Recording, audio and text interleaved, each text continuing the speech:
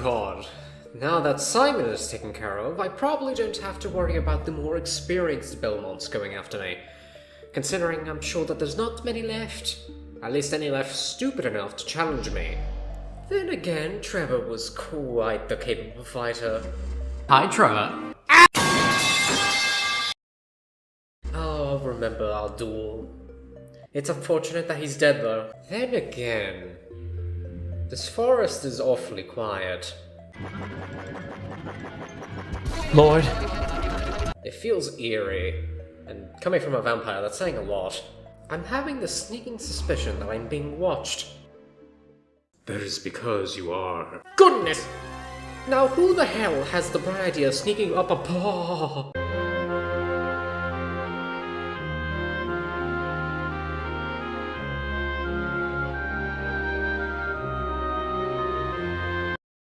Take me in your arms and never let go. Ugh, get off me. I don't need to be having any business of that kind with your type. Okay, I know you were talking about vampires there, but I think what I am going to do is forget that you implied that at all, and simply believe that you're not into fun girls. God, they told me you had something wrong with you, but I didn't think it was this obnoxious. Speaking of not being obnoxious, you sound a bit, familiar? We've never met, if that is what you're implying. No, not really.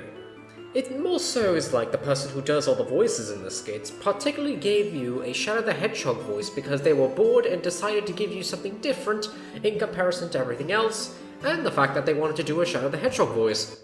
Who the hell are you talking to? Oh, nothing, it's just my imagination. But then again, I'm probably just imagining a handsome man standing right in front of me. Because there's no way in hell Red Hair Simon is standing in front of me right now. Oh, but I assure you, you wish you were dreaming after I am done with you.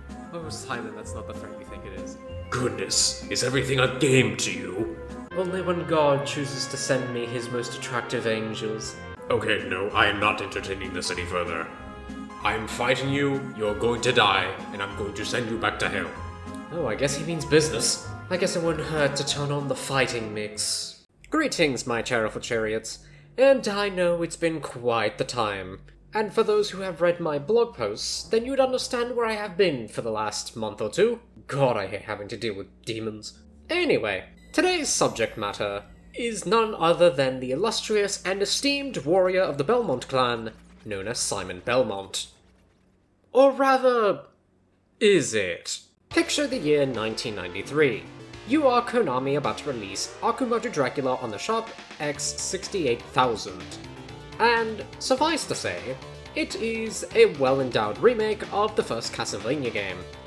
At least, the same way Super Castlevania 4 is a remake of the first one. But nevertheless, Castlevania was now on home computers, via this Akumaju Dracula, and the world couldn't be more happier for it. However, the story continues from here, as a year later, in 1994, one of the best consoles to ever grace the market was released. The PlayStation 1. And with that, we had a multitude of games that came with it, such as Rayman, the Raiden Project, and whatever the hell it is Capcom knows how to do. Just several years later, in 1997, the PlayStation 1 would be hit with one of those games that became a genre-defining game. And, of course, I am talking about none other than Castlevania Symphony of the Night. To many people, it can be argued that Symphony of the Night to this day is one of the most beautiful games to have ever been released, or even to argue that it was one of the most beautiful games of the era. However, Symphony is not the protagonist of this story, unless we get to 1,000 subs, that is. Instead, we have to focus on something that happened after Symphony's release. Specifically, what Konami chose to do afterwards. As for, you see, it'd be pretty empty of a console to only have one Castlevania game release on it. And Konami thought the same thing. Surprise, surprise. So they began pondering the idea as to what to do. Either to make a new Castlevania game, or port over an old Castlevania game and make some modern enhancements. However, the question was, which game did they choose to do that with? Did they choose to port over Dracula's Curse and actually make it good? No, that would mean that the world is a better place, and we're not living in it. Did they choose to port over Vampire Kiss and make that a better game instead? No, absolutely not. Why the fuck would they do that? Instead, they chose to make quite the unorthodox pick. However, on retrospect, it makes a little bit of sense. They chose to port over Akumaju Dracula on the Sharp X68000, not only to put a game into the wider accessible market of video game consoles, but they also wanted to take advantage of the newer hardware that the PS1 offered that the original Sharp X68000 did not offer. And with all these arrangements made, they ended up releasing a little-known game in 2001 called Castlevania Chronicles.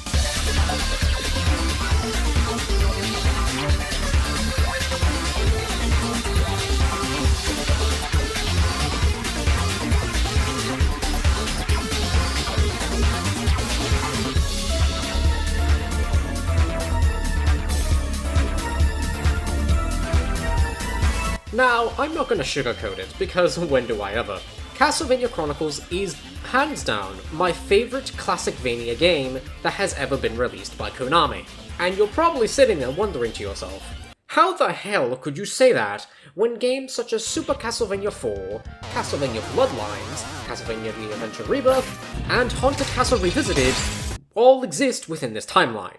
And let me tell you something. If I hear one more piece of Super Castlevania 4 glaze that isn't necessary, I am going to shoot a cow! Now, allow me to explain. Castlevania Chronicles is by far perfect in my eyes. Granted, there are some small blemishes, however, what Castlevania game doesn't? I mean, hell, I could have given Harmony of Dissonance a perfect score, however, I chose not to, because I was trying to be fair. But anyway, let's not dwell on the past and focus on the future. Which is funny, because we're gonna have to be traveling to the 1500s. So, what exactly makes Castlevania Chronicles stand out from the other Classicvanias? Well, for starters, Simon is actually fucking attractive for once. And secondly, the whole game itself. Granted, you can probably take anything from Akumaju Dracula and apply it here. However, from memory of playing both of them, Akumaju Dracula is definitely the harder experience. And considering that Castlevania Chronicles is no slouch when it comes to difficulty either, you can imagine what the Japanese were dealing with when they had to fucking fight whatever the hell this was. Another thing that points into Castlevania Chronicles' leverage is that there are so many versions of the soundtrack that are within this game alone. And we're gonna get into them when I go deeper into the stages. Which, considering how many minutes of the video we're in already, I should probably get on to that. So, allow me to take a whip in hand and guide you through the perfect castle that is Castlevania Chronicles.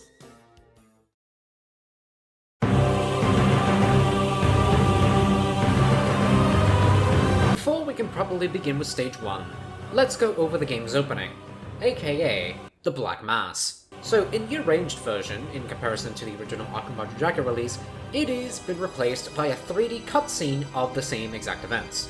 Which, if you ask me for my opinion, it doesn't hold the same stylistic remembrance as the original Akumaju Dracula opening has. And it's more so to do with the fact that the original opening is pixelated and stylistic of the game it's coming from.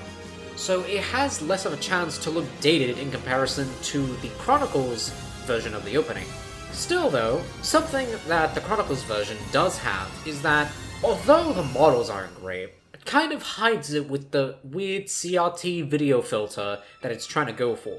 And the reason why they're going for this is because, as you can probably imagine, the models aren't all that great. So the more that they get to obscure of those models, the more perfect it actually comes off. It's similar to one of those old lighting tricks that a lot of people would used to fall for. Aside from presentation though, the Chronicles version of the opening has a really good rendition of the song that plays during it. Like, I've listened to the OST many times, and there's absolutely no version of Black Mass that is better than the arranged version. You will fail to find any better version that isn't the Chronicles version.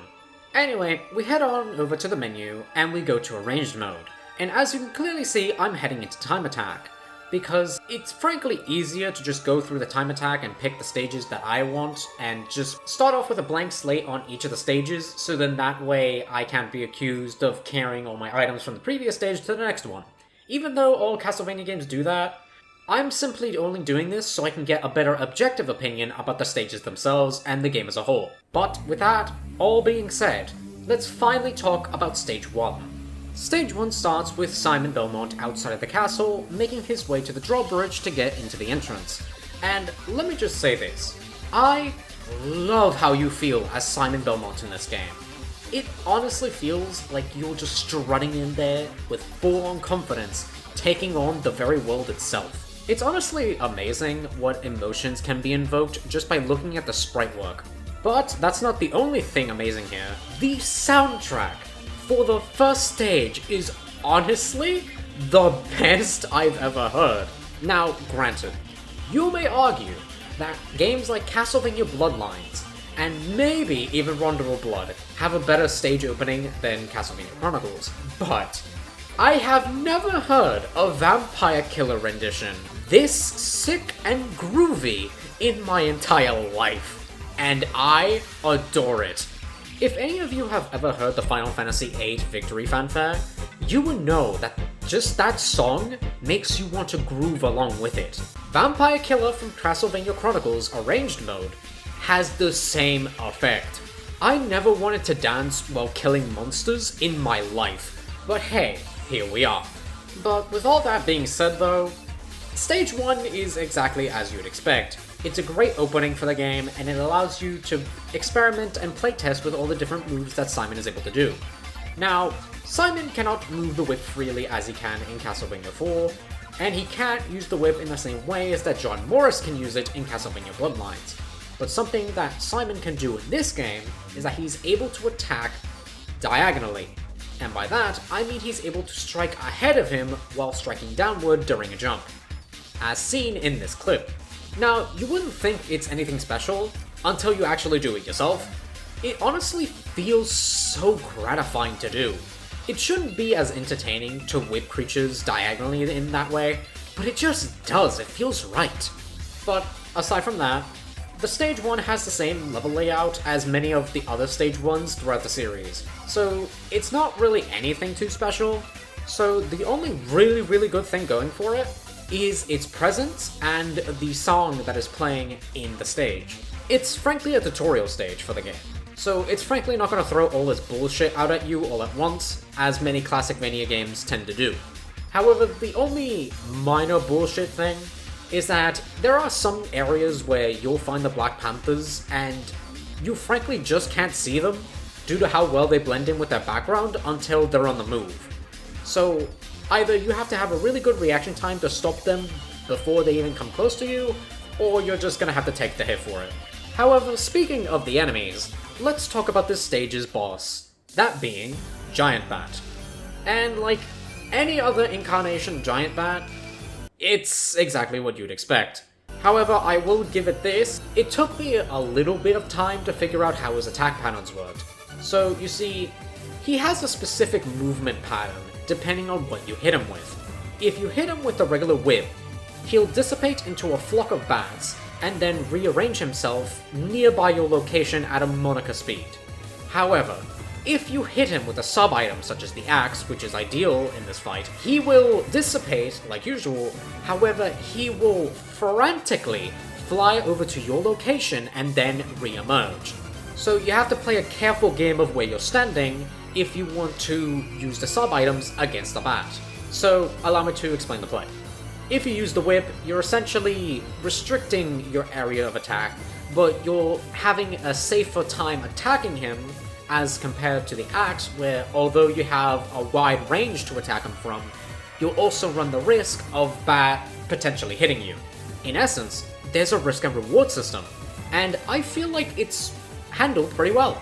However, once we defeat Giant Bat, Stage 1 ends, and that gives us the clearance to move on to Stage 2.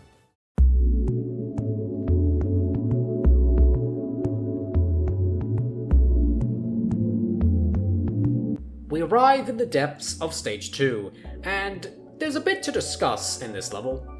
This is a cave level. I'm pretty sure you already figured that one out. And usually cave levels in classic Vania games tend to not be my favorite, usually because that is when all the bullshit really starts hitting you. However, Castlevania Chronicles is an exception to this. It's rather calm and eerie, which is strange because you'd expect the game to start not holding its punches anymore after this. However, it still is a little lenient with you. Granted, you still need to do some careful and precise platforming, but nothing too difficult and nothing too estranged, like how the adventure expected you to do platforming. One of the main aspects of the stage is the two routes that you can take.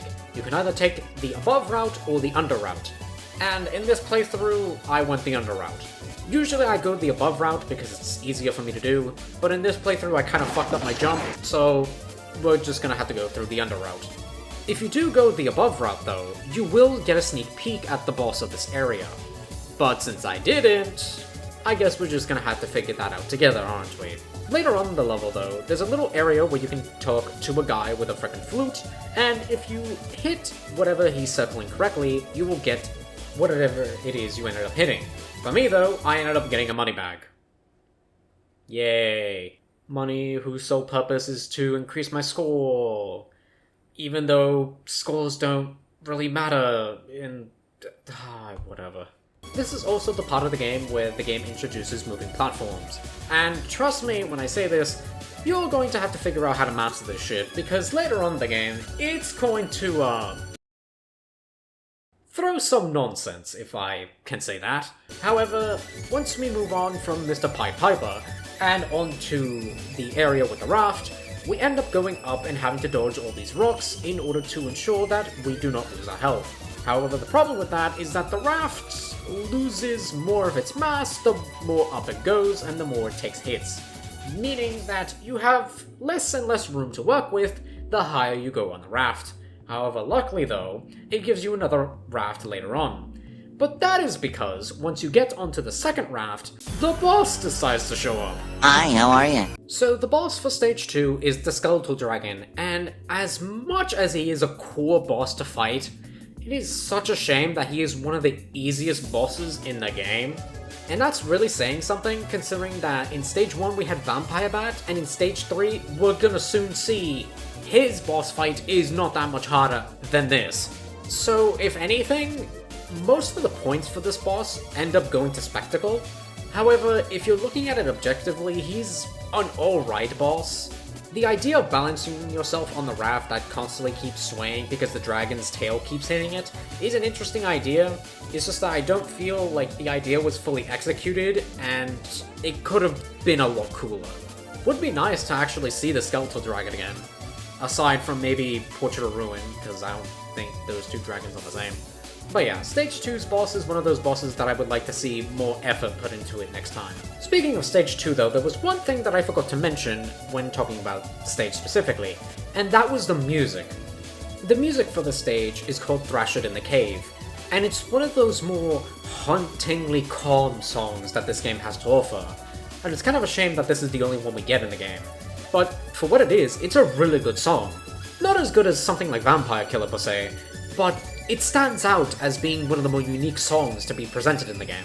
And as much as I'm not a fan of the color coding of Stage 2 necessarily, as I would have rather preferred if the coloring of the stage had more of a gradient, similar to how the Crystal Teardrops area from Symphony of the Night had, with its greys and blues and slight purples. That I would have much rather preferred than the purple, the grey, and the yellow, as I feel like those colors contrast each other a bit, and frankly, I'm not a fan of the color scheme that they chose to go for.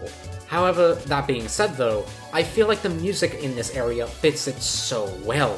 Starting off the song nice and slow with these calming instruments and then introducing more boisterous instruments as the song goes on. Like adding percussion instruments around the minute mark of the song. It's like saying the cave, although serene in its beauty, harbors monsters and creatures that can hardly even be called such. And like what I said about Haunted Castle Revisited, I like the fact that there's enemies looking around in the background, as it gives a slight telling to the player that you do not belong, and this place is infested with these little imp creatures that are flying around. All that being said though, Stage 2 is pretty solid. Not as good as Stage 1, but it still holds its own weight pretty well. But with that being said though, let us move on to Stage 3.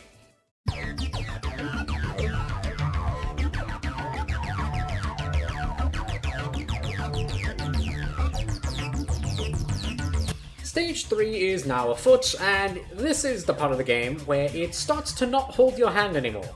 What do I mean by this? Well, this is the part of the game where the game likes to do enemy spam, and the enemies that they spam on you aren't very fun to deal with. Let's start talking about all the enemies in the stage that will give you a headache. Starting with the first one that you even fight in the stage, the Dryad. You see, their pattern is a little complicated, where sometimes they'll show up behind you once you walk past one of the trees in the garden. Other times, they'll just appear in front of you before you even pass them. So it's more so a test of you walking through these trees with vigilance and making sure that what you're passing by doesn't have a Dryad, which is a little difficult because it's hard to tell where the Dryads will be coming out exactly. The only time you will actually remember where the Dryads are, if you're like me, who has played the game many times, and have remembered exactly where the Dryads would appear. Oh, but no, troubles still continue. Remember in Haunted Castle where one of the biggest complaints I had about it was the fucking Fleaman? Well, that's right, my Cherryful Chariots, it's not a Castlevania game. If Eagles from the Sky personally didn't DoorDash you Fleamen to harass you throughout the entire journey to the underground.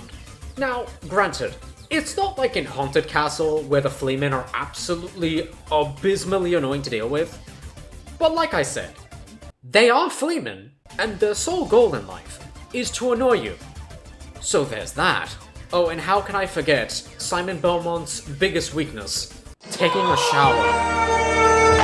However, after the fountain area, you are then greeted by the statues, who are probably some of the most annoying enemies to deal with, because to this day I have yet to figure out what their attack patterns are. They'll shoot arrows based on your location, but the problem with the arrows themselves is that they are so hard to dodge. There's no getting around it. You either dedicate yourself full time to dodging their arrows, or you get hit trying to hit them. It honestly makes no sense. And then later on, they pack two of them together, which, oh yay, as if that made my life any better. Also, they have a small pee-pee. Anyway, remember Symphony of the Night and the Crystal Teardrops area? Remember how they were frogs? Yeah, they're here too. However, I'd argue this time around they're more annoying considering your moveset is a lot more limited than it is in Symphony. Pardon for the course, because you're playing a classic Mania game, and the whole motto of the game itself is that if you're not being treated like a pimp to its hooker, then frankly, you're not playing a game at all. Also, for any of you playing the game and are scared to jump in the mud, because you are scared you're gonna fall to your death or drown, believe me, you can jump in the mud, it's fine. The only concern is you getting hit by a toad. However, after all that mess, we finally entered one of my favorite areas of the game, being the ice caves. And, frankly, what is this? Now, before I even continue, one of the main things I've seen many people do in their playthroughs is that when they see these two specific blocks on this little row here, they usually don't really know what to do, so they'll just crouch or stand on it. Let me teach you something. In order to quickly get past this, you are supposed to jump and then hit it whilst still in your jump. I say this because I used to be one of those people and didn't know that I was able to whip downwards in order to hit things. So, for those of you who aren't in the know like I was, there is your lesson. Anyway, aside from that elementary school lesson aside, one of the main things that confused me at first when doing this stage was the rising pillar with the spikes on the roof. I had no idea how I was supposed to get past this until I realized that you're supposed to bait the pillar to go up, and then once it slowly goes down, when it reaches a height that you're able to jump onto it and then onto the platforms ahead, you're supposed to do that rather than just rushing it because you're going to die 100%. Also, the game gives you a stopwatch around this area, and I highly recommend that you get it because of this fucker right here. You won't see it in my gameplay per se because, you know, I am a pro expert gamer, but in many other people's long plays, they will simply try to jump over him, which frankly isn't an option and you're going to die anyway. But he will rise from where he is and start throwing himself all over the place like he's having an epileptic seizure. So, if you want to reduce the headache that you will be getting later on, I recommend you get the stopwatch for this. Usually I don't recommend getting the stopwatch in any Castlevania game because literally what is even the point? But in this rare case, I recommend you go out of your way to get it. Now, moving on from that point forward, it's relatively smooth sailing from there. The most you really have to deal with is these blue skeletons that just love throwing their blue bones around, and the occasional flea men that watched Jason X and said, I wanted to do that. Anyway, after that, you reach the boss of the area, being the wizard. And recall what I said when I was talking about Stage 2 and how Stage 3's boss isn't any more difficult than what I had mentioned prior? Well, I'll tell you this, I wasn't kidding. The hardest attack that he has is him sending 3 balls of fire towards your direction. But allow me to say this so you can all understand. Those balls can be deflected just by hitting them. And I managed to do it twice in one fight by accident. The only time I got hit by it was when I had already hit him and he teleported away, but it still acted like he was still there and still doing the attack ready up animation. So I wasn't expecting to be hit by the 3 balls of fire when I had already hit him prior. So color me shocked. But the other attack of him summoning pillars of ice, it's not really an attack, it's more so a method for you to get to him and hit him if he's too high up in the screen. And then the other attack he uses where he summons whatever the hell this is, in order to create a line of fire across the screen, it's not that hard to evade, and he's not even there for that long. So really, it can be anybody's guess as to how people die to this, if so at all. However, before I cut myself from talking any further about Stage 3, there are a few things that I have neglected to mention. First off, in the mud area, there's an enemy that I forgot to mention earlier, where... You know what, never mind, I think I was right to ignore them. Everyone cover your eyes, it has breasts! Another thing I wanted to mention are the references that can be seen in the Ice Cavern, where if you're astutely observant, you'll notice that there are statues in the background of Baphomet, as well as Count Orlok from Nosferatu. I guess you could say he's finally chilled out then. Get it? Because he's an ice... Also, call me crazy, but I feel like there's a sprite in one of the ice cubes that resembles a strange bit amount of Trevor Belmont. Now, I'm not gonna die on this hill or anything, however, if you look closely at it, it looks strikingly familiar. However, what's kind of throwing me off is that he's got a bit of a spear or a sword in there, so I don't know. I'll ask for your guys' opinion on the matter. However, the last thing to mention is the stage's music. I don't know how they did it, but they managed to get me to like Wicked Child. Now, the only other game that has managed to get me to like Wicked Child as a song was Smash Brothers, but that was because it was remixed with Stalker out of all things. In this game, however, they actually put in the time and effort to make it sound good. It's like Bloody Tears and Rondo. It's one of the only games where I can listen to this song and actually appreciate it, rather than it appearing in any other game and having me to fucking roll my eyes each time I do. It's really well composed, and I really love the additional things that was added to the song to make it stand out among the rest. All that being said though, I feel like I've exhausted everything good and bad I can say about Block 3 or Stage 3. Let us now begin to talk about the next stage, Stage 4.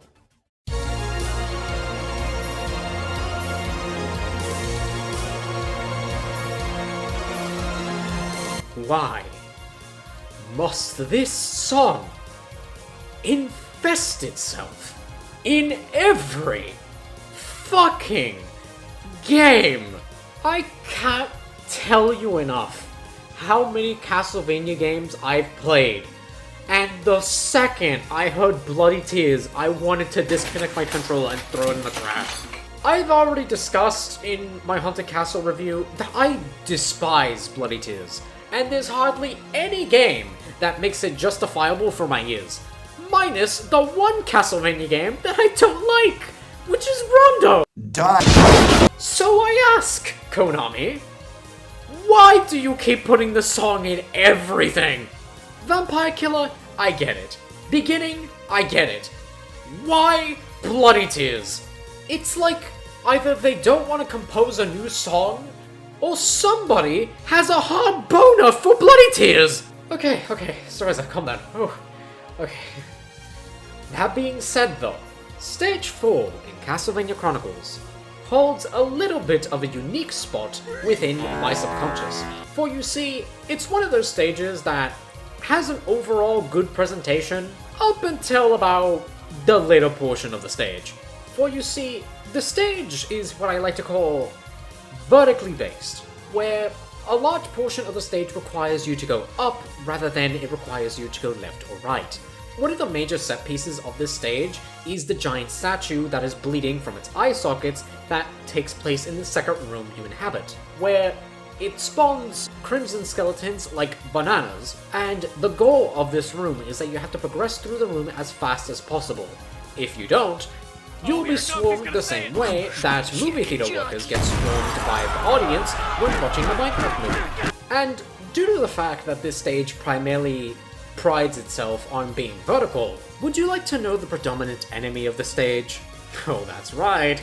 If you are a Castlevania fan who's been around the block a few times, you would know that anything vertical means that a Medusa head is bound to show up eventually.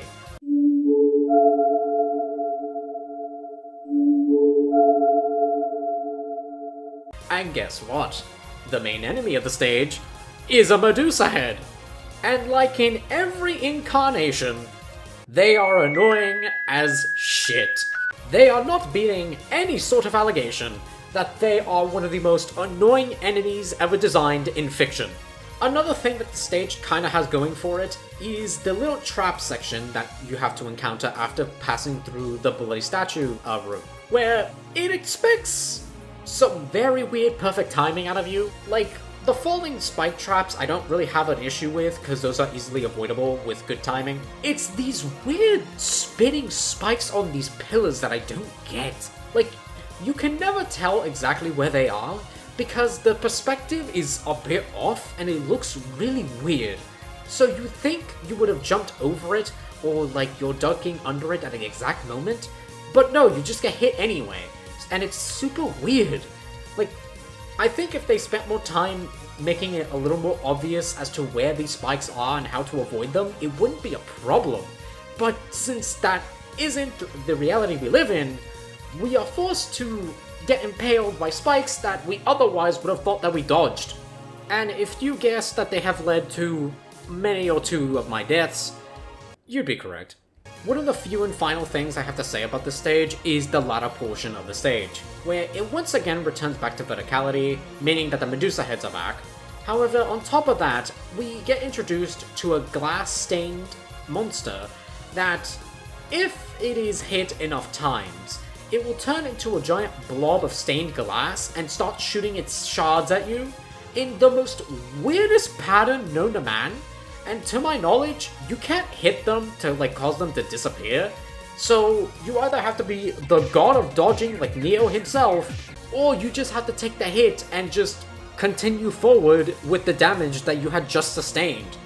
Hell, the only way I managed to get past him at all the last time was because I was able to use my invincibility upon being hit to pass through not just him, but a Medusa head that conveniently was floating on by as he was throwing his shards at me. But, oh no, all of that pales in comparison to the boss of this area. Say hello to the bitchiest interpretation of Medusa I have ever seen. This game's incarnation of Medusa is stupendously cheap. Like, how the hell does this hit me exactly? What? What? What? What? Her attacks are some of the most annoying in the entire game. Let me run across some of the things that I've picked up on. So, one of her attacks is that she jumps into the air and throws 4 snakes in a certain pattern. Not too hard to deal with, especially considering that you can hit the snakes that are being used as projectiles. No big deal. Then you have another attack that she does, where she shoots a pink beam that petrifies you if you're hit. Doesn't sound too bad at all either. However, the problem is when she starts moving around, and if you get too close to her, she will bitch smack you with her fucking lower body, and it has such a long hitbox that you are going to be hit by it whether you like it or not. You can be on Pluto and she will still find a way to hit you with her tail.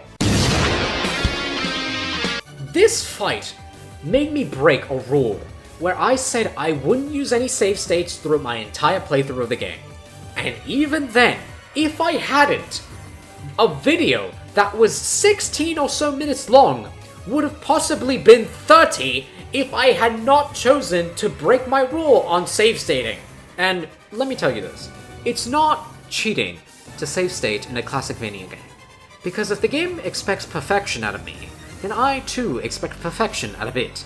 And frankly, if you're not going to do a good job at telling me or telegraphing your attacks to me, then frankly, I shouldn't give one way or the other as to how you feel about save stating. Because frankly, I like to have fun, not to throw my controller at whatever creature I like to today. So, beyond this point, you'll be seeing potential footage of me save stating quite a bit. It doesn't help either that probably by this point of the game, the enemies do a significantly much more amount of damage to you than they actually need to. So, for literally any small mistake you make, you will be punished grandiosely for it. Oh, and if you think trapping Medusa in a corner is easy, just know that it's RNG whether or not she chooses to fucking make a dash line to you, jump, and then do a tail swipe in the air, leaving you no room to react to it whatsoever.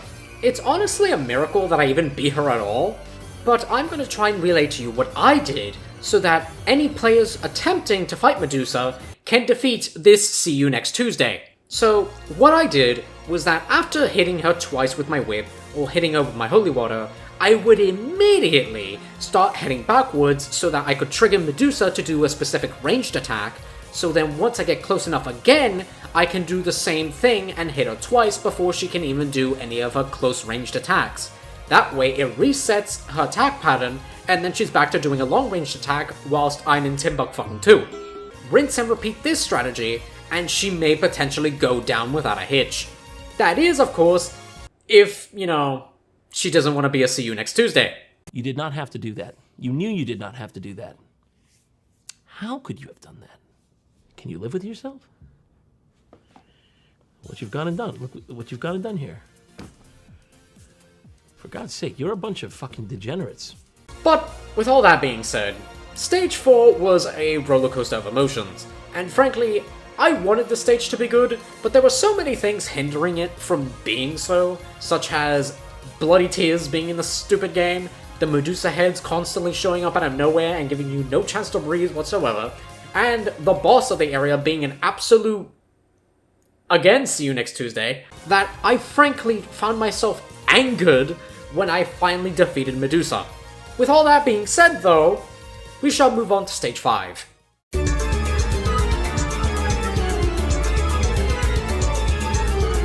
Chronicles, I think it's a bit too early to be giving us a clock tower right now. Yes, Stage 5 is a clock tower, and with that, bullshit ensues. Now, the main gimmick of this stage specifically is the fact that you'll be platforming a lot in this stage specifically. Now, what do I mean by this? There's flipping platforms, there's platforms where if you stand on one side, it will lean to the side you're standing on, there's a bunch of stairs, and there's a bunch of different platforms that have weight-based mechanics to them. However, that being said though, the enemies in this stage aren't necessarily a problem. Unless your fucking name is Medusa, well, in that case, you can just go fuck yourself. No. Instead, your biggest enemy is an atmospheric one, being the gears that randomly fall upon you throughout the stage. Now, you see, they're a nuisance because A, you never expect them to drop on you, and secondly, they blend in so well with the stage that sometimes you will have difficulty even spotting them half the time. It'd be better if these gears actually had a different color rather than just making them blend in with the background. That way you can at least prepare when they eventually fall on you. And no, what's even better is that some of them have homing technology, where they will go out of their way to try and hit you by any means necessary. And it is stupid! In fact, the only positive I can really say about these gears is that you can hit them away. But even if you hit them towards an enemy, they will do nothing to said enemy, but they'll take a massive amount of damage from you if they so choose. Another thing I'd like to mention is that at the very beginning of the stage, you are given two choices. There is a choice to progress through the vertical part of the stage very quickly via the flipping platforms, or you can do it as the stage wants you to do it by going through the stairs and taking on the seesaw-like platforms in order to progress slowly but safely throughout the stage. I chose to do the dumb option and decided to make a fast approach for it, because frankly, I've never done it that way, so in this playthrough, I wanted to do so. Oh my god. If the Medusas didn't prove to be the most duplicitous and mind-numbing enemies on this planet, I have no idea what they can be proven of. Because they will appear out of nowhere and for no reason at the speed of sound, just to make sure that you fall off the platform, and then, by the time you finally regain your bearings after recovering from being hit,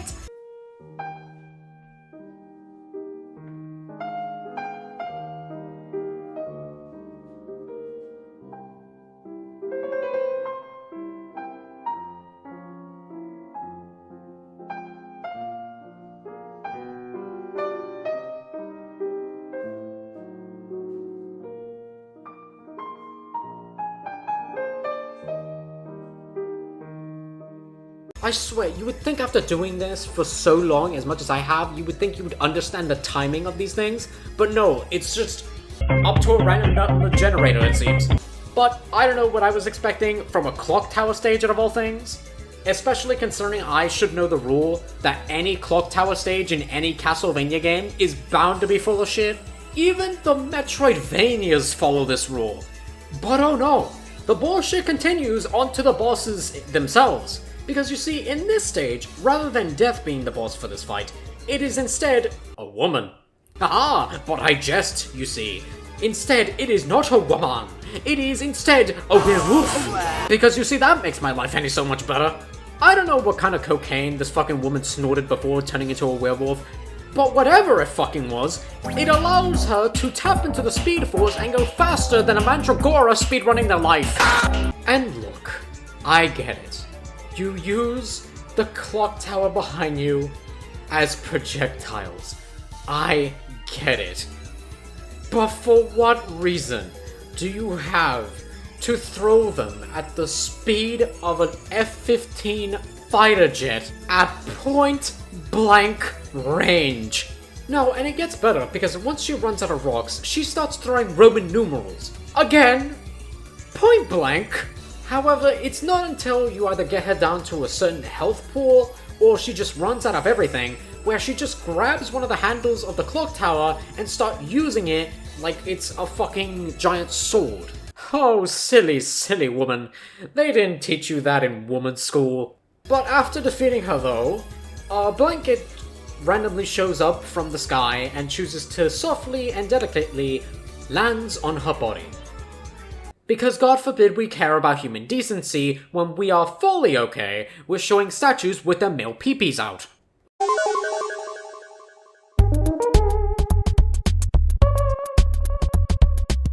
The only two positives of this stage that I can really mention is the song that plays for this stage, called The Tower of Gears. And it's one of the better songs in the game, in my opinion. The only gripe I have with the Tower of Gears song specifically is how forgettable it has become in the grand scheme of things. And it's a real shame too, because it's a really good song, and I feel like it should be placed in more Castlevania games. But alas, knowing our track record, who knows when the next one is going to pop up? The other positive about this stage is honestly the entire vibe of it all. I personally like this aesthetic for the clock tower, and it's kind of a shame we usually never get to see another clock tower as detailed as this ever again. The amount of gears and amount of clock technology going on within the clock tower is honestly impressive.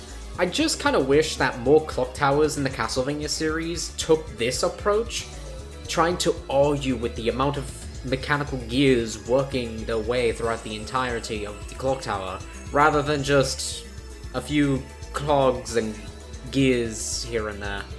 Not to say that there haven't been good clock towers though, it's just that in my opinion, this is probably one of the better ones. But with all that being said, and my yapping coming to a close on this stage, let's move on to the next stage.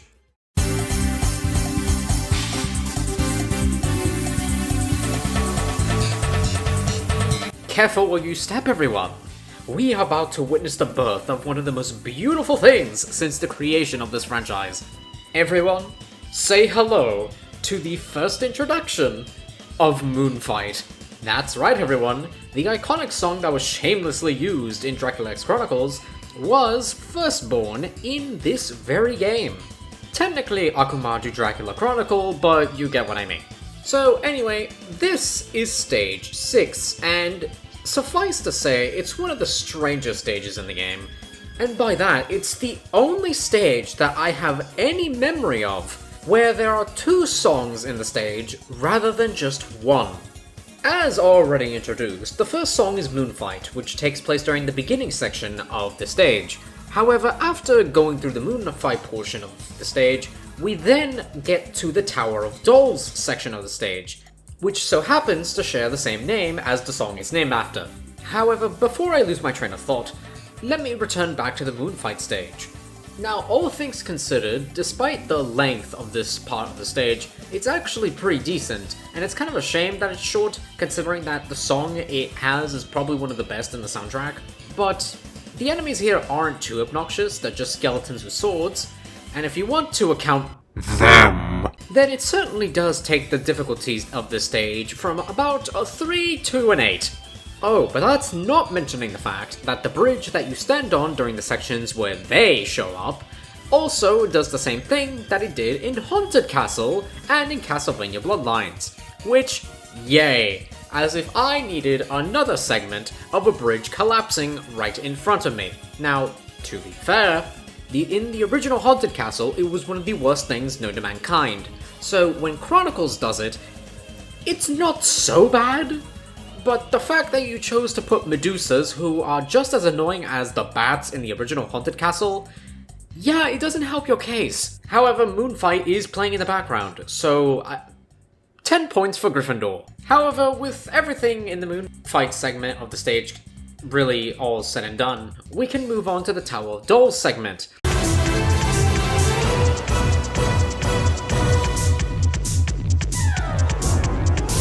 And this is probably the part of the game that I had to redo the most.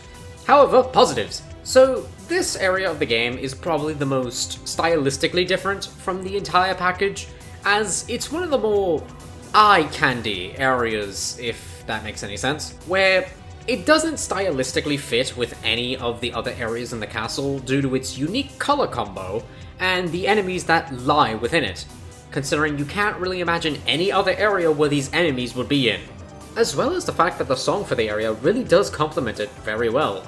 The overall composition and style of the song is just fantastic if you ask me.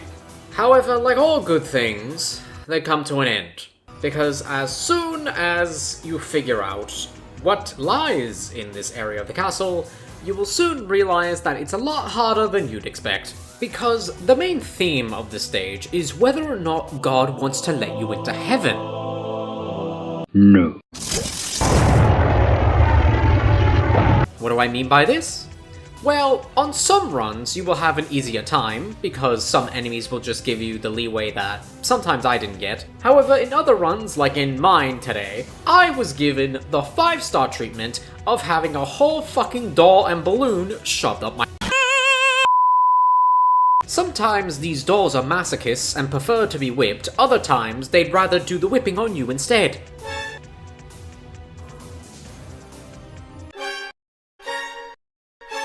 However, at least I can give these enemies courtesy and say that on a good run, these enemies won't give you that much of a problem.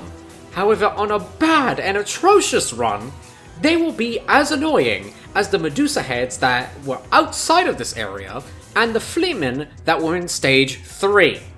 But moving on from the more vertical portion and onto the horizontal portion of the stage, where we enter the Hall of Mirrors, it's a little bit complex to say the least, where, on occasion, there aren't many attacks within this hallway that I can say are difficult to avoid.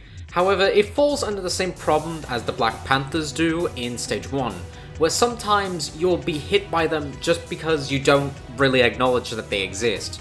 So most of me either dying or getting hit by these enemies is more so because I'm not paying attention to them, or it's simply they just enter my periphery at the worst moment possible. But speaking of worst thing possible, let's talk about this stage's boss, which being Doppelganger. And might I say, this is probably one of the most ridiculous doppelganger fights I've ever fought. And that's really saying something, considering that although this fight isn't a doppelganger fight, the fight against Soleil in Belmont's Revenge is probably one of the most stupendous boss fights in the series. So for this boss fight to equal that in intensity and stupidity is honestly an accomplishment. Keep in mind, I'm not talking about Dracula from Dracula X because that's a whole can of worms that I do not want to open right now. All I'm saying is that the court deems that these two bosses are pretty shitty. But what makes Doppelganger in this specific game shitty? Well, for one thing, for some reason the boss shares your item pool with you. So whatever item you have entered the fight with, congratulations, he will now spam it until there's nothing left. And once he has spammed you out of your items, I mean, look at this! How is anyone supposed to counter this besides just ducking? Oh, but that's not the worst part, because once he exhausts all your items, he will then start this figure 8 path throughout the entire boss arena, and considering that he is a doppelganger of yourself, that means he has the same attack patterns as you do, which means that he can whip in whatever direction that you are able to. Which sounds fine, until he realizes that he has just gained consciousness and decided to turn the other way around and whip the shit out of your back. I swear, every time you think you have him read, he will do the exact opposite of what you were hoping he'd do, and then you will be punished for it. For what literal reason are the bosses from this Castlevania era so needlessly difficult, where you need light Yagami levels of foreshadowing just to figure out what the hell they're going to do next? Honestly, it's absurd. So, upon praying to God many times that the doppelganger would follow a set path during my last attempt at fighting him, I was finally able to beat him with the small health pool that I had left. And once that was done, I began celebrating to every god that actually gave me their strength. It's such a shame too, because I hate doppelganger fights. I usually tend to think that they're pretty lazy in the grand scheme of things, and they don't offer anything narratively. And sure, you can argue different. However, from every Castlevania game I've played, there is not a single doppelganger fight that has offered anything to the narrative and has any fun mechanics attributed to it. The only fun doppelganger fight I can really say that happens within the series is in Curse of Darkness, but that's more so because there's technically not a doppelganger fight, and it's only accessible through Trevor mode when you fight Trevor with Trevor. So, really, it's just an aesthetic thing. But with all my meandering aside, Stage 6 was a mixed bag, to say the least. It's really good when it can be, but holy shit are the negatives so damning. But hey, Moonfight though. Anyway, let's move on to Stage 7 and see how our luck fares there.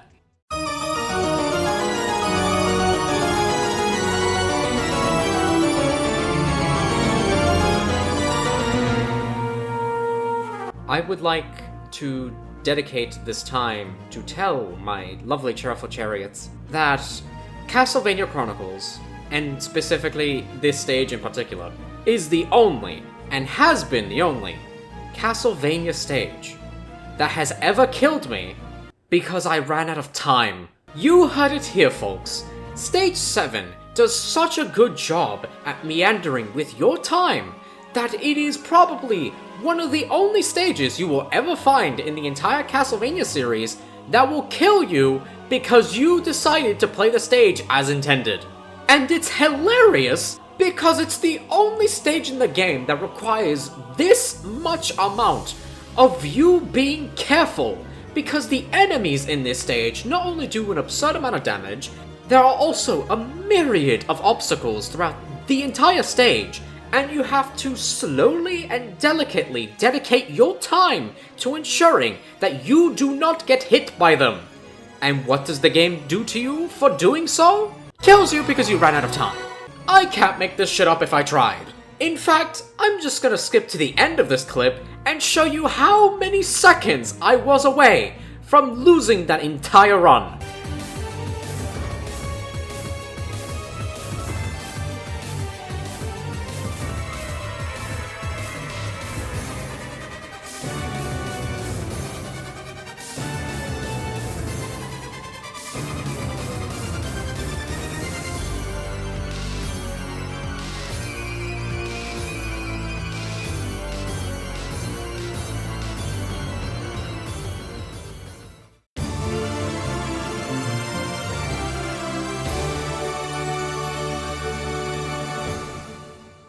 1 second was all it took for me to stay alive and continue on. 1 measly second. Now, I wouldn't have a problem with this if it was genuinely my fault.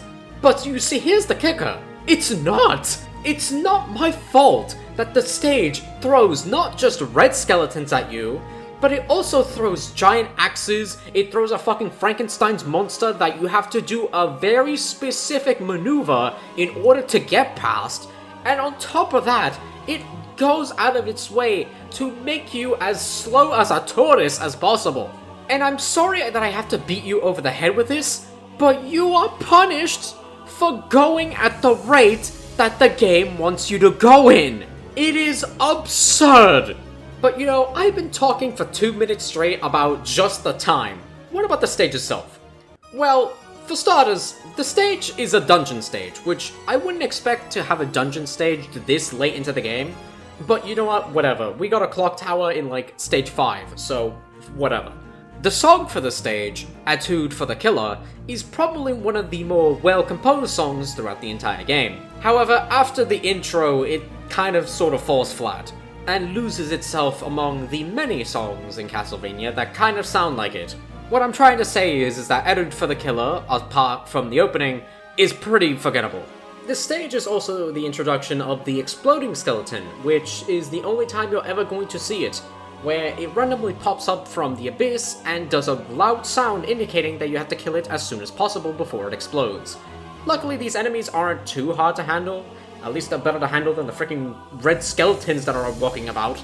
But at least you never get to see them again after this. Which, like I implicated, cannot be said for the red skeletons that dominate this entire area. The reason why you are stuck in this stage for as long as you are is because of the weird placements that the red skeletons tend to be in. A good example of this is the hallway that is filled to the brim of them.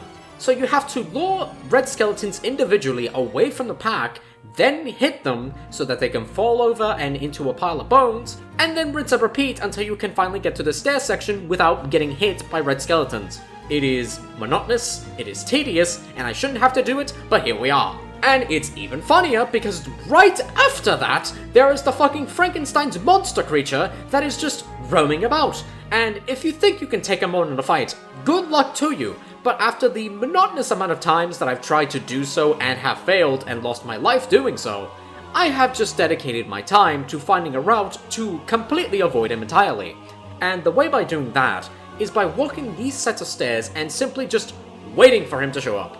Once he does and passes you, you can then jump over him and then pretend like he doesn't exist. However, there have been runs of mine where he has shown up from across the wall and has started hitting me with a chain whip, which honestly shouldn't make any sense, but you know, it's happened. Oh, and it doesn't account for these little fetus fucking creatures that shoot blood cyclones at you from the bottom floor because, you know, my life needed to be more difficult. Then in the following room, there are more red skeletons, but on top of that, there are bone pillars that are put in the most stupidest positions ever conceived. Because you see, why put red skeletons that have been known to regenerate, in the same room as bone pillars who have some of the most bullshit timing ever in the series, and simply put one at the beginning of a flight of stairs? It's like they're asking for me to climb up those stairs just so I can be pushed down. What do I look like to you, a grandparent? Anyway, once we move past this debacle, we then enter one of the most famous rooms in the entire game, which being the nature mural, which, depending on the game's inner clock, will dictate a different season that shows up. And if you watched my Castlevania Iceberg video, you would know that there are 4 seasons attributed to this room. It just so happens that when I was playing it again, it was still on the winter setting, which is fine by me because winter is my favorite season. Anyone claiming that summer is their favorite season, all I have to ask is what on God's green earth is wrong with you? Anyway, aside from that, we end this with a couple of knights and a few Medusa heads for good measure, to waste your time, until eventually we finally get to the boss of the area, being Death, surprisingly enough, and if you have the cross, he can easily be cheesed. However, I found it more difficult to put him in certain positions of cheese when all he does is spam sighs throughout the entire room at an unreasonable rate, as well as one of his attacks being a black hole towards the center of the screen that will pull not just you, but sides towards the center of the screen, meaning that if you don't kill him before he kills you, it might as well be over. Luckily though, Death's moveset isn't that hard to avoid, maybe aside from the black hole, but it's not like the black hole at the center of the screen does any damage to you from my memory, or at least from the footage that is being displayed, and as well as the small little skeleton heads that he summons during the black hole phase, they're not really hard to avoid, and in fact, you can actually hit them to make sure that they don't hit you. He's pretty tame, all things considered, strangely enough. He's more tame than the doppelganger fight, that's for sure, which is honestly astounding. But the reason why it took me so long is because not only does his animation for entering the boss room take forever, but his death animation also takes forever. And the reason why I nearly died was because of his ending animation, and the fact that the orb takes a few seconds to properly spawn into the boss room. So if he had spawned a second later, I would have been dead, and I would have had to do that boss fight all over again. It is such a shame, because I want to have positives for this stage, but frankly there are just hardly any. I don't like the color scheme of the stage, I don't like the layout for the most part, I don't like the enemies that inhabit the stage because they're annoying as fuck, and frankly the only positive is the boss fight and the song that plays in the stage. But other than those two things, it is god-awful. It's such a shame that in a perfect game like this, we've had such ugly blemishes, but don't worry, cause the blemishes just continue on from here. And on that note, let's roll in the final stage.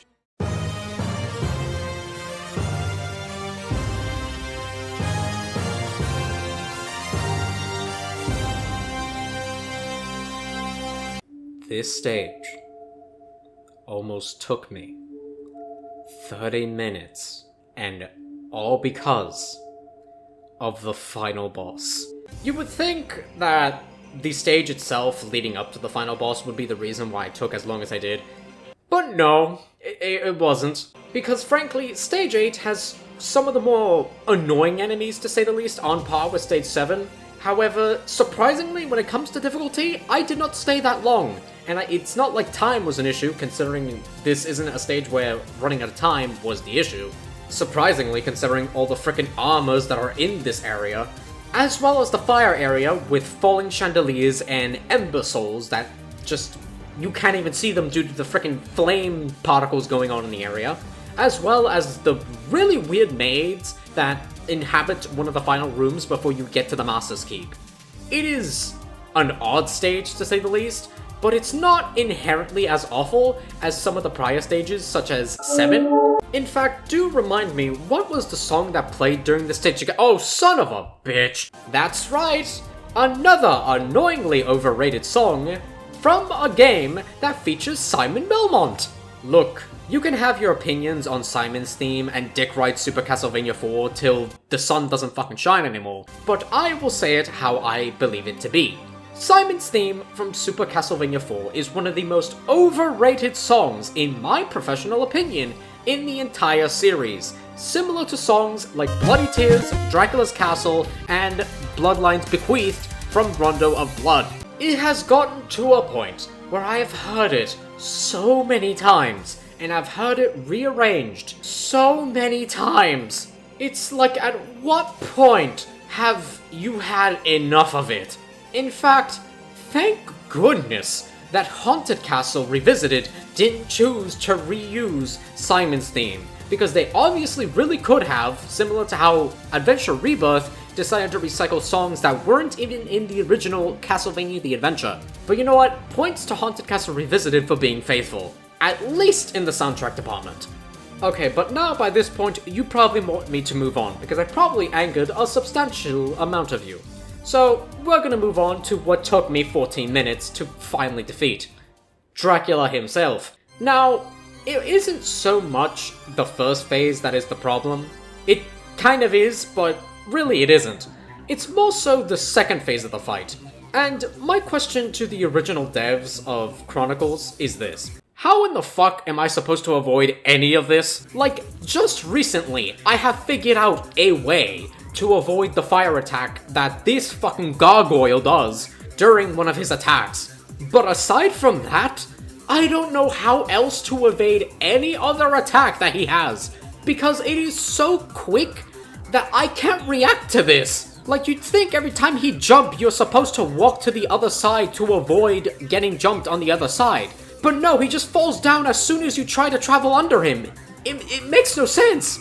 Especially when you're backed into a corner and you have nowhere else to go but attack him from that corner, which, surprise surprise, will lead to your death. And it's such a shame too, because this incarnation of Dracula is one of the most visually appealing Draculas that we've had in a hot minute. And it's such bogged down because of its stupid final boss fight. And let me get to another thing. Why is the regular boss theme playing for the first phase of the fight, but then the actual good song is playing during one of the worst portions of the fight? Like, the only redeeming quality of Dracula's second phase, in my opinion, is the song that plays during it. It would have been a redeeming quality for the entire fight as a whole if You Goddamn Bathead was playing throughout the entire thing, not just the second half of it. But whatever. During the first phase, Dracula functions exactly as you'd expect.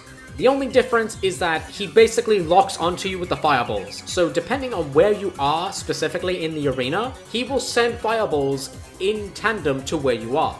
So you have to specifically strategize where you need to be when he's about to send those fireballs, and you can only hit him once during every attack, or at least I was able to. Perhaps there's a way to hit him twice during this, but every time I've tried to hit him for a second time, I always got punished for it. So if you ask me, it's not worth it. It's better to conserve your health for the second phase than it is to waste all of it on the first. But with that aside, once you defeat Dracula, the castle begins to crumble, and we have one of the most beautiful castle destructions in the PS1 era. That's right, Symphony, eat your fucking heart out. Might I say, as well, the outside exterior of the castle is beautiful. I kinda wish they went with this design for the original Symphony Castle, but I guess simplicity works better for marketing, I suppose. Also, I shall leave this footnote for you now before I get into the conclusion. Apparently, the original version that you can play on Chronicles is more difficult than the Chronicles version itself. So that means any negative that I mentioned throughout this entire review is probably exacerbated in the original. So have fun with that knowledge. But with the castle fallen and the day slowly rising up ahead, let's move on to its conclusion. So, a synopsis for Castlevania Chronicles. I know what you're probably thinking. Cereza, your title and thumbnail claim that Castlevania Chronicles is perfection and peak Castlevania, yet throughout the entire review, you've mentioned a lot of negatives, and you seemed pretty passionate about said negatives. So, is it really perfect if you have this many negatives going for it? And you'd be right to critique me for that. However, I still believe within my heart of cards that Castlevania Chronicles is the most classic-vania Castlevania game out there. Sure, you can make an argument for Castlevania Bloodlines, Adventure Rebirth, and yes, Super 4, but I just believe that there are so many positives that weigh up this game for me. The soundtrack, the entire style of the game, Simon, and so much more. Sure, the difficulty is something that I have an issue with, especially considering how quickly it happens, but every classic Vania game suffers from this. In fact, if you want a harder experience than Castlevania Chronicles, not only is the original Haunted Castle right available to you, but Simon's Quest, the original Castlevania The Adventure, Rondo of Blood, Dracula's Curse, and Vampire Kiss are all available to you. Compared to those experiences, Castlevania Chronicles is probably the most tame, maybe aside from Super 4 and Bloodlines, but like I said, in comparison to those games, it's pretty tame. For the most part, the game is fair, or at least when it tries to be. Sure, there are some BS moments, but believe me, I've had more BS moments in some of the most polished Castlevania games than you can possibly imagine. Something that Castlevania Chronicles will always be remembered for, in my opinion, is just how fantastic the soundtrack is.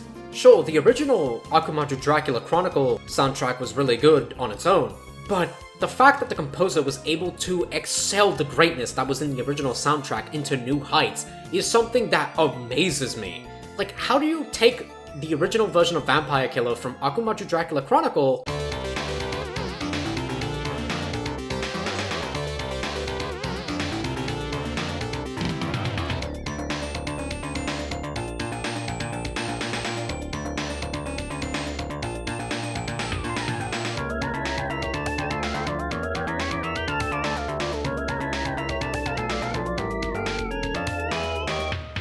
and turn it into this?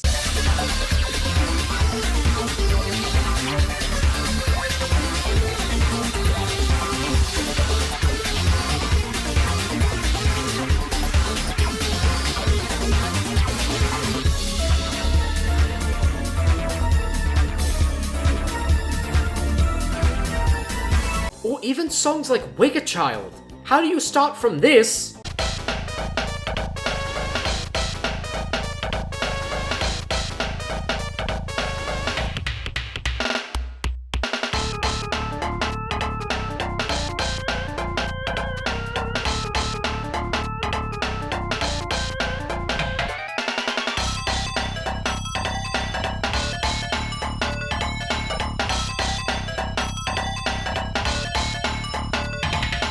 and end up with this?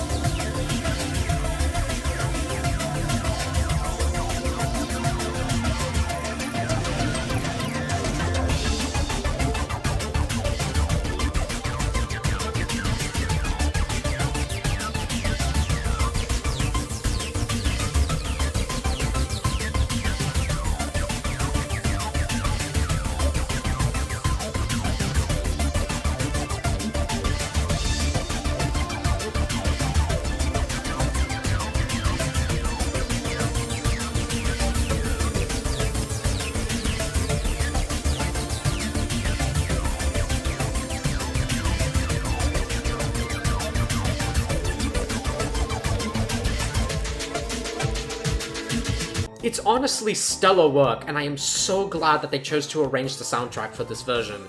And it's so good. Plus, the beginning of the game really makes you feel awesome. It makes you feel powerful. It makes you feel like a Belmont who's ready to take charge into this castle. And then stage 4 happens. But yes, for a game that has a lot of flaws, when it's good, it is fantastic. However, when it is bad... But I'd rather have a Castlevania game that has such a duality as this, rather than a game that is just bad throughout. Dracula's cursed, but we're not ready to have that conversation yet. Anyway, aside from everything that I have just discussed, Castlevania Chronicles will always have a near-dear spot in my heart as one of the most perfect experiences of Castlevania that I can ever find, alongside many other experiences such as Castlevania Bloodlines, Castlevania The Adventure Rebirth, and Haunted Castle Revisited. With all of that being said though, my name is Sarissa Valentine, and stay cherryful.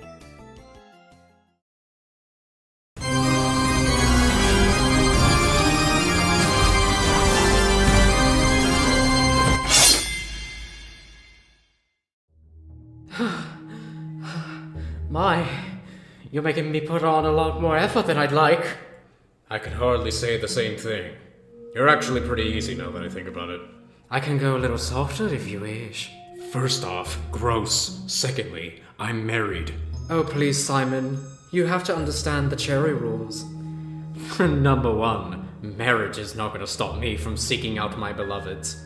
The only union that ever matters is between me and those I seek out. Then again, I'm sure you already knew that. I see. So you were going easy on me in hopes that I'd relinquished and bow down to your whim. Bingo hot stuff? Ah, it's nice to know that not only can a Simon be a brawn, but they can also be a brain. God, why is it that Belmonts make themselves so desirable? Ugh. When does it end with you? Do you actually plan on going all out, or plan to stay performative throughout our entire engagement? If that's the case, then frankly, our little scuffle here is done. No.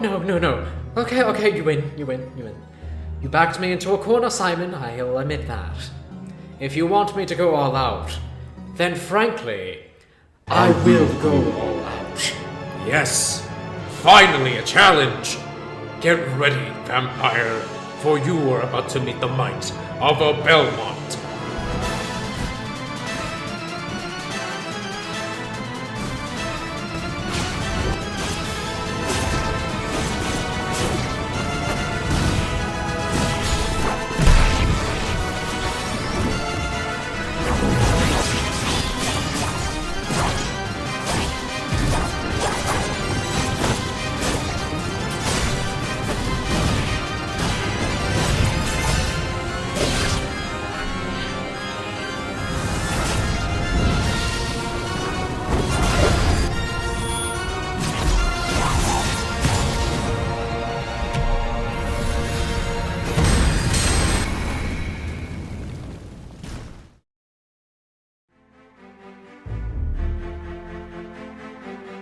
I'm starting to worry.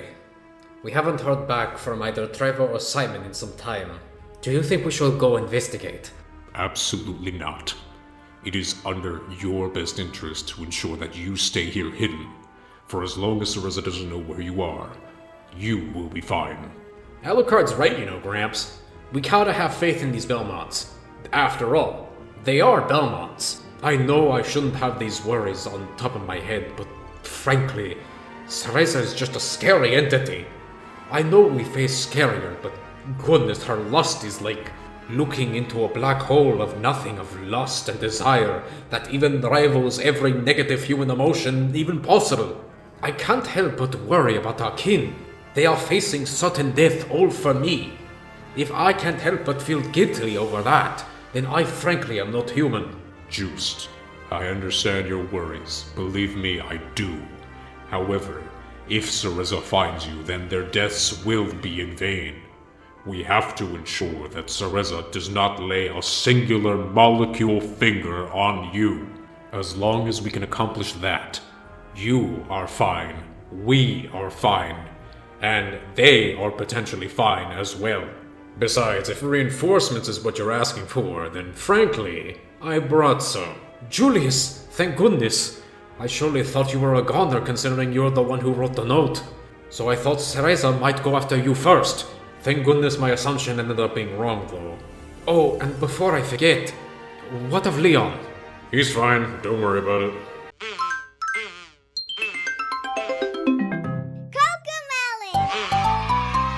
So long as he doesn't figure out that Cereza's a vampire, I think the world should be a safer place. Hey Jules! Richter, for everything that is holy, never call me that again. Oh, okay, dude, just calm down.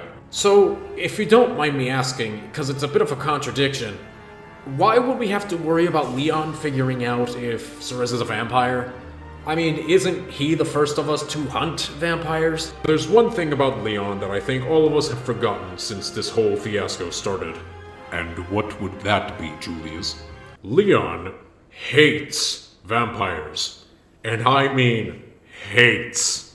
Don't we all hate vampires as well? I mean, we hunt them for crying out loud. Juiced, in your infinite wisdom, you do not understand what I'm referring to. He genuinely, and by all intents and purposes, hates vampires. If he ever discovered that Cereza, a woman that he recovered from the snow, from, not relevant. If he figures her out to be a vampire, he will go on such a holy crusade against everything that we may as well be just living in the Garden of Eden without much choice. And I get it, God's kin and all, but we were kind of kicked out for a reason. So let's just stay on the earth that we've made our home, okay? Okay, fine, you've made your point. But you said you brought reinforcements, and I couldn't help but notice that you are the only one who came. So, who is the other reinforcements you are referring to exactly? Glad you asked. For you see, along with myself, I have brought along another Belmont. Another Belmont, you say? Well, I'm curious. Who is this Belmont exactly? Everyone, say hello to Christopher Belmont.